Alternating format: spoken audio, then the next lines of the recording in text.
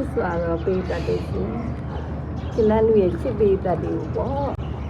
ဒီနေရာအန်ဒီလူကဘာလို့နဲ့အသက်80လောက်ရောက်သွားပြီကြည်စမ်းမအောင်တကယ်တော့ပို့ပြီးပေါ့ကွာနော်ဒါပေမဲ့ကိုယ်စိတ်ကတော့တရားနဲ့နေနေအလှပြဖန်လေးရှင်ကိုမျိုးမင်းဆိုးတို့မိကစပင်ပညာရှင်သမီးလေးလီလီတို့နှစ်စဉ်သူတို့လုံနေကြဆိုမမတို့ဖုန်းတစ်ကောင်ကနဲ့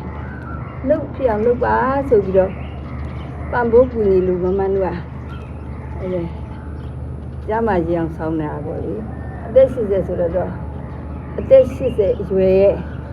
တန်လာမရှိတာပေါ့တချို့က comment နေရလဲအာဒီလူကွယ်လို့လားဟောဘူးဆိုလူလုံးပြပေါ့တယ်အဲ့တော့သူတို့ကလူလုံးပြခိုင်းနေတော့